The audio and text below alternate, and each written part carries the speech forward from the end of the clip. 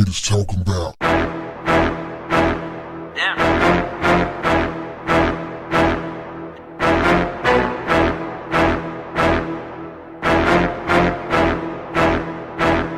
And it's just crazy, but the solution is we have to change our spending habits. And I'm not even saying spend less money. I'm just saying when that money's about to go, spend it with somebody black who could really service you. Mm-hmm. But it's really hard to talk somebody out of Louis print, Gucci print, or any kind of a Prada tag, because we have understood that when you have that, you are better than your neighbor. The thing about it is this. The only people who's really impressed by that shit are people who ain't got shit. You know, people are people who are very shallow. You know, like, because I'm going to tell you, you know, the stuff looks good. I ain't going to lie.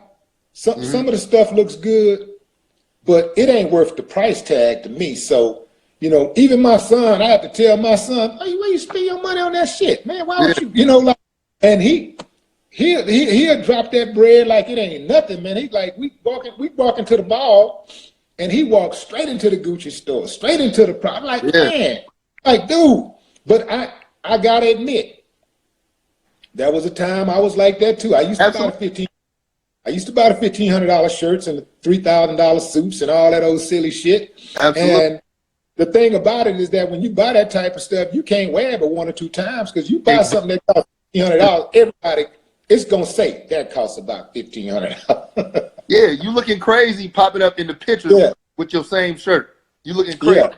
So it don't make a lot of sense to me, man, but I had to figure it out. I had to learn. I figured it out. I like, it don't make sense if you sitting on, if all you got is let's say you got 100,000 in the bank. Mm-hmm. If you got 100,000 in the bank and you spend $1,500 shopping, you can spend 1.5% of your net worth. Yep. And see, let me tell you, to all the hustlers, all your money on clothes. Yeah, no, that's real. And let me tell you, to all the hustlers out there, that is some street shit. But to all the hustlers out there, how you walking around with a $900 belt, but you still got to get fronted? Like, how you still begging for what it's gonna take to make you money, but you done went out here and paid this man who making fun of you every last penny he asked for something that makes you no money? What kind of economics you on? What you even doing? Like, who's hustling who? I'm gonna show you how to find one of the ways that you can identify a poor man. Yeah. When the stuff that he have in his closet costs is worth more than what he have in the bank. That's real. If the clothes in your closet cost more than what you got in the bank, something wrong. Yeah, that's real. And I had to learn that the hard way.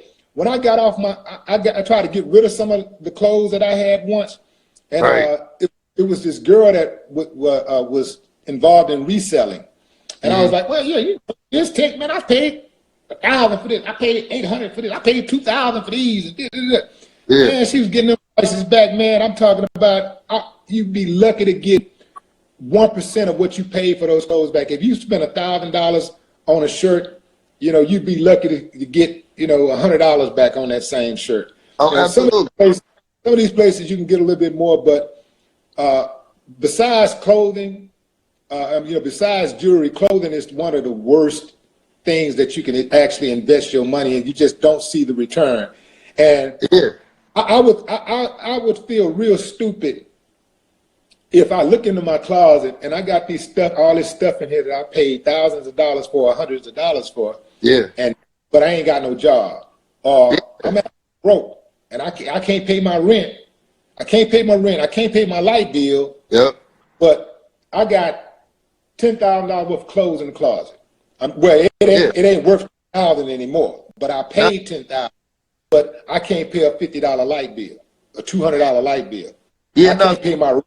Yeah, no, it's crazy. So like, what we have to do, we gotta re-engineer what we see as great, and everybody who everybody who seeks the plug in their life or seeks out whatever the source is, if they understood how clothing is made, you would understand you would get an upcharge something absolutely crazy. Like the upcharge on something or anything cotton that costs $500. Usually that brand has something, just brand awareness that's out of this world. Because of that, they pay less. So you might be spending, it cost them $8 to make that shirt, and you know, depending on the brand, you $500 to $700 purchasing that shirt. You the fool. You know, and it's cool if you want to loss and get it, but who are you impressing with? Like, what you doing? But here's the thing. This is the way I think. Whatever kind of product you have, I ain't mad at the person who charged $1,000 for something that only cost them $1 to make. I'm not mad at that. You know, like that's capitalism. That's about getting paid. If you got somebody, I'm gonna tell you, throughout the years we charged about $10 for our CDs, $10, $15 for our CDs. Look, I put some $1 million game in them CDs. Yeah. We put $1 million game in those CDs. Yeah. If I could charge $1 million for each one of them CDs, you better believe I would have charged $1 million. Oh, absolutely. See, I can take the money.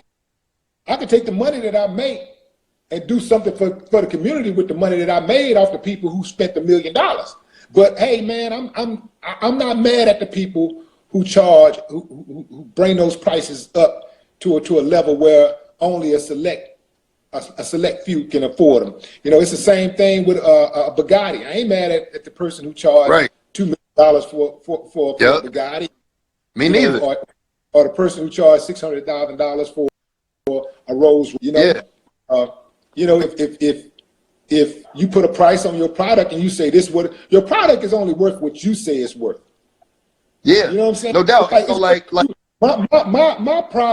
My problem with people who, a lot of black people who support these brands, that it is the brands don't support the black community at all. And the brands shit on the black community, and they don't feel nothing. They're heartless toward the black community. They're indifferent toward the black community. And you got black people out here that swear by those brands and like, I don't wear nothing but. I don't wear nothing but. I don't wear nothing. Some of them don't wear. Some of them wear a certain brand, a select brand, so much that they nickname them Gucci. Yeah, man. Hey, call them Polo. Already, yeah. That's Polo. What's up? The cold part about it. Yeah, man. The cold part about it is that person. See, this is the whole psychology behind it. Man made it to leave you out. So for you to aspire to be like them, to be let in, that is so omnipresent in our community that we've accepted it. But it's corny as, man, it's corny as what the haters talking about. Yeah.